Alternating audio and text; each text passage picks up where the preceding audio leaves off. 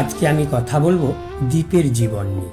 হ্যাঁ, ঠিক শুনেছেন, আজকে দীপের জীবনেরই গল্প বলবো আপনাদের।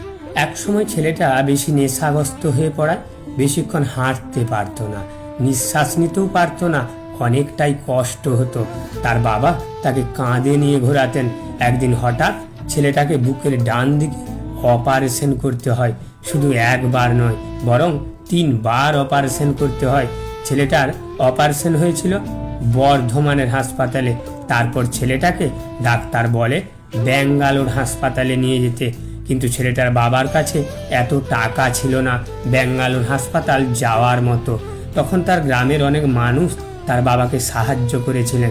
সেই সাহায্যের কারণে ব্যাঙ্গালোর হাসপাতাল নিয়ে যেতে পেরেছিলেন। ব্যাঙ্গালোর হাসপাতালের ডাক্তার বলে ছেলেটাকে 3 বার তাদের হাসপাতালে নিয়ে যাওয়ার জন্য, কিন্তু তার বাবা তার টাকার অভাবে মাত্র 2 বার নিয়ে যেতে পেরেছিলেন দীপকে ব্যাঙ্গালোর হাসপাতালে। সেই সময় এমন দিন আসে ছেলেটার বাড়ি বিক্রির কথাও ভাবতে হয় তার বাবাকে। ডাক্তার বলেছিল ছেলেটা বেশি দিন সুস্থ থাকতে পারবে না, কিন্তু আজও মহাদেব এবং সাধারণ মানুষের আশীর্বাদের জন্য ছেলেটা আমাদের সবার মাঝে সুস্থ অবস্থায় আছে। ছেলেটা এত কিছু হবার পরেও কখনো থেমে থাকেনি। 2023 সালে হেঁটে কেদারনাথ ভ্রমণ করেছিলেন। তখন তার কাছে মাত্র 4,500 টাকা ছিল।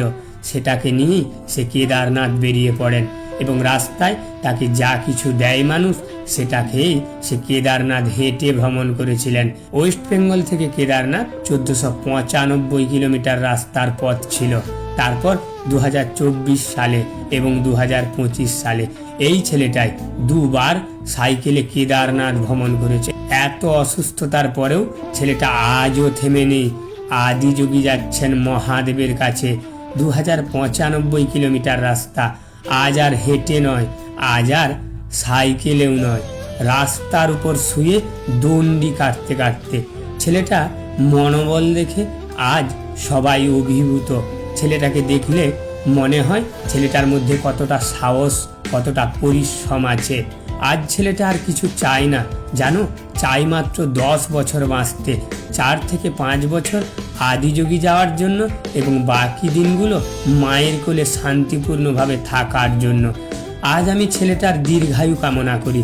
ছেলেটা যেন সারা জীবন সুস্থ থাকে, ভালো থাকে, এবং আমি চাইবো আমার এই ভিডিওটা যতজন দেখবেন আপনারাও দীপের দীর্ঘায়ু কামনা করবেন। কথা হবে অন্য কোনো দিন, অন্য কোনো ভিডিও নিয়ে।